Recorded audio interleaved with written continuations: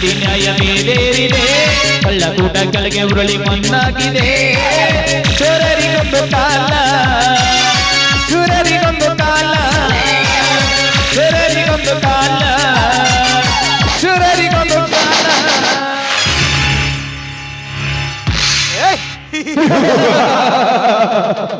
ಬಲರಾಮ, ಈಗಲಾದ್ರೂ ಅರ್ಥ ಮಾಡಿಕೊಂಡಿ ಆಯ್ ಸಿದ್ದನಗೌಡ ಎಂತವನು ಹೇಳು. ನನ್ನ ಮಾತಿಗೆ ಮನ್ನಣೆ ಕೊಟ್ಟು ನೀ ಶರಣಾಗತಿ ಆಗಿ ನಾ ಹೇಳಿದ ಕೆಲಸಕ್ಕೆ ಒಪ್ಪಿ ಬಿಡು. ಇಲ್ಲ ಅಂದ್ರೆ ಹೆಡೆ ಎತ್ತಿದ ಸರ್ಪದಂತೆ ಕಚ್ಚಿಸಿಕೊಂಡು ವಿಷವೇರಿ ಸಾಯಬೇಕಾಗುತ್ತದೆ. ಎಚ್ಚರ. ಲೇ ಗೌಡ, ಮೋಸದಿಂದ ನನ್ನನ್ನು ಹಿಡಿದು ತಂದು ಕಚ್ಚಿ ಹೆಡೆ ಎತ್ತಿದ ನರನಾಗರನೆಂದು ನೀ ನನ್ನ ಕಚ್ಚಲು ಬಂದರೆ ಗರುಡನಾಗಿ ಎತ್ತಿದ ನಿನ್ನ ಹೆಡೆಯನ್ನು ಕತ್ತರಿಸಬೇಕಾಗುತ್ತದೆ. ಎಚ್ಚರ. ನಮಗೆ ಎಚ್ಚರ. ಹಾಕಿಸಿಕೊಂಡು ಸಾಯುವ ಕ್ಷಣದಲ್ಲಿಯೂ ನಿನ್ನ ಸೊಕ್ಕು ಇನ್ನೂ ಮುರಿದಲ್ಲವೇ? ಏ ಸೊಕ್ಕು ಮುರಿಯಾಕ ಇದೇನು ನಿನ್ನ ಹಾಗೆ ಬಾಡಿಗೆ ರಕ್ತಕ್ಕೆ ಹುಟ್ಟಿದ ದೇಹವಲ್ಲಲೇ, ಸ್ವಂತ ತಂದೆ ರಕ್ತಕ್ಕೆ ಹುಟ್ಟಿದ ಹುಲಿ ದೇಹವಿದು. ಏ ರಾಮ್ಯ, ಈ ನಾಡನ್ನೇ ಆಳುವ ಈ ನಾಡಗೌಡನಿಗೆ ನಿನ್ನಿಂದ ಅವಾಚ್ಯ ಎದುರುತ್ತರವಿ. ನಿನ್ನನ್ನು ಸುಮ್ಮನೆ ಬಿಡುವುದಿಲ್ಲ. ಅಂದು ನನ್ನ ಕರಿಯನನ್ನು ಕೊಸ್ತೆಯಲ್ಲಿ ತೋರಿ ಹೋಗಲಾಗಲು ಸಹಿಸಿಕೊಂಡಿ, ನನ್ನ ಪ್ರಾಣ ದುರಂತದಲ್ಲಿ ಅಡ್ಡೈಸಿ ಬಂದರೂ ಸಹಿಸಿಕೊಂಡಿ, ಸತ್ತ ಮನೆಗೆ ಸಾಂತ್ವನ ಹೇಳಿ ನನ್ನ ಆಸ್ತಿ ನನಗೆ ಬಿಡು ಎಂದು ನಿನ್ನ ಮನೆಗೆ ಬಂದರೆ ಸಿಕ್ಕಂತೆ ಬೈದಾಡಿ ಕಳಿಸಿದೆ. ಆವಾಗಲೂ ಸಹಿಸಿಕೊಂಡೆ. ಇನ್ನು ಸಾಧ್ಯವಿಲ್ಲ.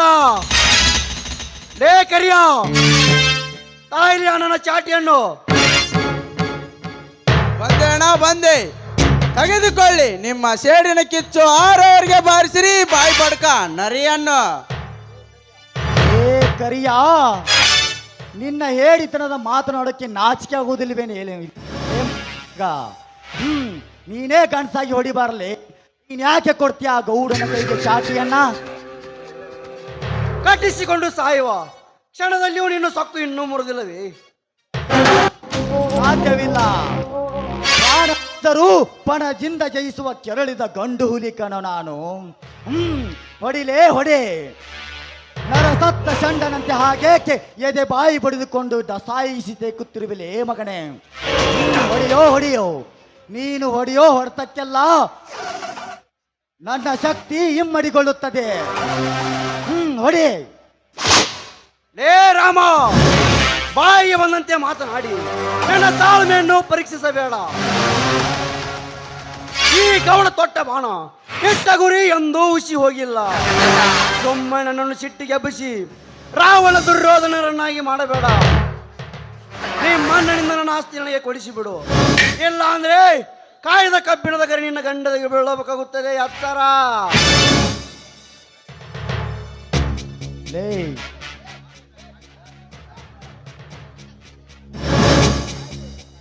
ಆ ನಿನ್ನ ಕಾಯ್ದ ಕೆಬ್ಬಣಿದ ಬರೆಯೇಕೋ, ಆ ನಿನ್ನ ಬಂದೂಕಿನ ಗುಂಡು ಈ ಗಂಡೆದಗೆ ಸೇರಿದರೂ ಸರಿ. ಶ್ರೀರಾಮನಿಗೆ ದುರ್ಯೋಧನನಿಗೆ ಭೀಮನಾಗಿ, ಶ್ರೀರಾಮನಿಗೆ ತೊಡೆ ತಟ್ಟಿದ ಭೀಮನಾಗಿ ಅವರಂತೆ ನಾನಿನ್ನ ಮುರಿತೀನಿ. ನೋಡ್ತಾ ಇರೋ ಮನೆ ಕರಿಯ ಹಾಕಿ ಬಿಡ್ತೀನಿ ಒಲೆ ಹಂಗೊಂಡ ಮೊದಲೇ. ಏ ಗೌಡ, ನಿನ್ನ ಬಂದೂಕೇಕು ಮೇರು ಪರ್ವತದ ಬಂಡೆ ಬಂದು ಈ ಗಂಡೆಗೆ ಎದೆಗೆ ಬಡಿದರೂ ನಡುಗಲಾರದು ಈ ಗಂಡು ದೇಹ. ಹಾರ್ಸೋ ನಿನ್ನ ಗುಂಡನ್ನ. ಕಟ್ಟಿಸಿಕೊಂಡು ಸಾಯುವ ಕ್ಷಣದಲ್ಲಿಯೂ ಈ ಸಾಹಸದ ಮಾತನಾಡುವ ಆನರ ಕುಣ್ಣಿ ಮುಗೀತು ನಿನ್ನ ಆಯುಷ್ಯ.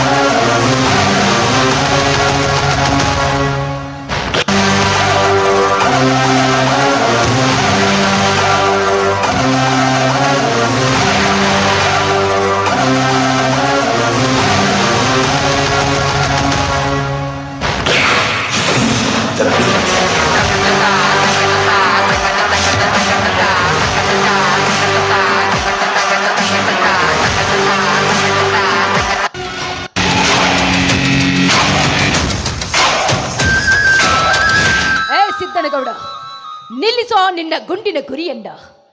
ನೀ ಮಾಡಿದ್ದೆ ಆಟ ಆದ್ರೆ ಈಗ ನಾನ್ ನಿನಗೆ ಗುಂಡು ಹಾಕಬೇಕಾಗುತ್ತೆ. ಮೊದಲು ಕೆಳಗಿಳಿಸೋ ನಿನ್ನ ಬಂದೂಕನ್ನ. ಏಯ್! ಇಲ್ಲ ಅಂದ್ರೆ ಏಯ್ ಹೆಣ್ಣಾದ ಮಾತ್ರಕ್ಕೆ ನಿನಗೆ ಇಷ್ಟೊಂದು ಸಾಕೆ? ಹುಚ್ಚ, ನನಗೆ ಬರೀ ಹೆಣ್ಣು ಅಂತೀಯ?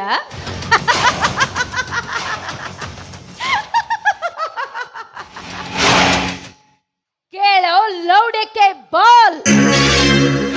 ಹೆಣ್ಣು ಅಂದ್ರೆ ನೀನು ಏನಂತ ತಿಳಿದಿದ್ದೀಯೋ? 1857ನೇ ಇಸ್ವಿಯ ಪ್ರಥಮ ಯುದ್ಧ ಸಂಗ್ರಾಮದಲ್ಲಿ ಆಂಗ್ಲರೊಡನೆ ಹೋರಾಡಿದ ಝಾನ್ಸಿ ರಾಣಿ ಲಕ್ಷ್ಮೀಬಾಯಿ ಹೆಣ್ಣು. ಅದೇ ಆಂಗ್ಲರ ಎದೆ ನಡುಗಿಸಿದ ವೀರ ರಾಣಿ ಕಿತ್ತೂರು ಚೆನ್ನಮ್ಮ ಹೆಣ್ಣು. ಈ ನಮ್ಮ ದೇಶವನ್ನ ಆಳಿ ಹೋದ ಪ್ರಧಾನಿ ಇಂದಿರಾ ಗಾಂಧಿ ಹೆಣ್ಣು. ನಮ್ಮ ದೇಶದ ರಾಷ್ಟ್ರಪತಿಯಾಗಿ ಹೋದ ಪ್ರತಿಭಾ ಪಾಟೀಲ್ ಕೂಡ ಒಂದು ಹೆಣ್ಣು. ಈ ಹೆಣ್ಣು ಶಾಂತಳಾದ್ರೆ ಸಂಸಾರಿ ಆಗ್ತಾಳೆ, ಕ್ರಾಂತಿ ಎಬ್ಬಿಸಿದ್ರೆ ಸಂಹಾರಿ ಆಗ್ತಾಳೆ. ಎಚ್ಚರ!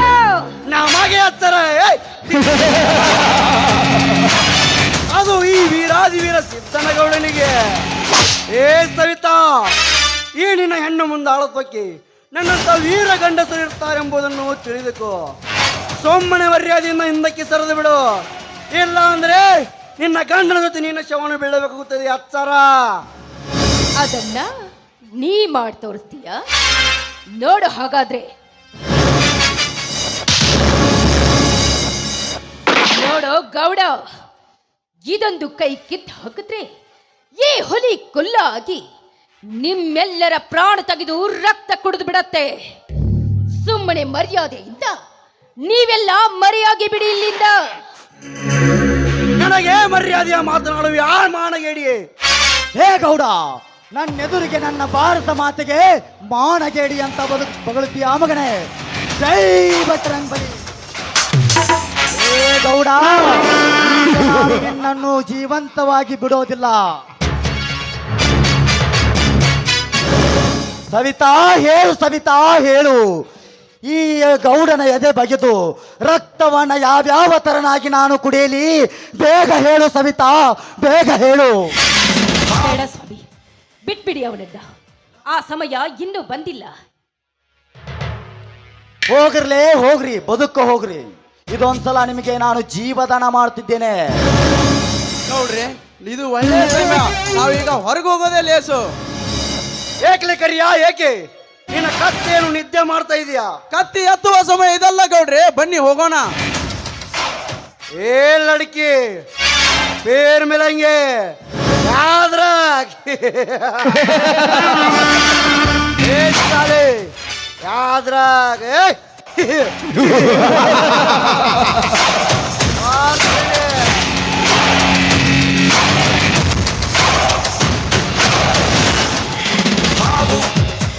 ಸ್ವಾಮಿ, ಅಕ್ಕ ಬರೆದ ಚೀಟಿ ವಿಷಯ ಹೇಳ್ಬೇಕಿದೆ ನಿಮಗೆ. ಬೇಗ ಬನ್ನಿ, ನಮ್ಮ ಮನೆಗೆ ಹೋಗೋಣ.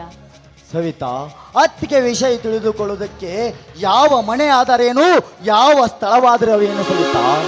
ಈಗಲೇ ಆ ಚೀಟಿಯಲ್ಲಿ ಏನಿದೆ ಅಂತ ಬೇಗ ಓದಿ ಹೇಳು ಸವಿತಾ, ಓದಿ ಹೇಳು. ಓದುವುದರಲ್ಲೇನಿದೆ? ಮಾವನವರು ನಿರಪರಾಧಿ. ಅವರು ಪುರುಷತ್ವ ಕಳೆದುಕೊಂಡು ಹೆಂಡತಿಯ ರತಿ ಸುಖದಿಂದ ದೂರಾದ ನತದೃಷ್ಟ.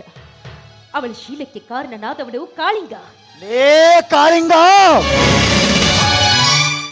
ಮೋಸದಿಂದ ಮನೆ ಸೇರಿ ಅವಳ ಶೀಲಗೆಡಿಸಿ ಅವಳ ಗರ್ಭಕ್ಕೆ ಕಾರಣನಾದವನು ಅದೇ ಕಾಳಿಂಗ. ಏ ಕಾಳಿಂಗ, ಕಾಳಿಂಗ! ನೀನು ಯಾವುದೇ ತಾಯಿಯ ಹೊಟ್ಟೆಯಲ್ಲಿ ಅಡಿಗೆ ಕುಳಿತಿದ್ದರೂ ಸರಿ, ಈಗ ನಾನು ನಿನ್ನನ್ನು ಜೀವಂತವಾಗಿ ಉಳಿಸೋದಿಲ್ಲ ಮಗನೇ. ಈ ಚೀಟಿಯಲ್ಲಿ ಇನ್ನೂ ಅನೇಕ ವಿಷಯ ಇದೆ. ಇದನ್ನ ಓದಲಿಕ್ಕೆ ಸಮಯವಿಲ್ಲ.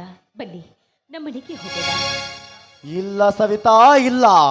ಆ ಕಾಳಿಂಗನನ್ನು ಕಂಡು ಅವನೆದೆಯ ಬಗೆದು ಅವನ ರಕ್ತ ಕುಡಿಯೋವರೆಗೂ ನನ್ನ ಮನಸ್ಸಿಗೆ ಶಾಂತಿ ಇಲ್ಲ, ನೆಮ್ಮದಿ ಇಲ್ಲ. ಲೇ ಕಾಳಿಂಗ, ಈಗ ನೀನೆಲ್ಲಿರುವೆ? ನಾನು ಅಲ್ಲಿಗೆನೇ ಬರುವೆ.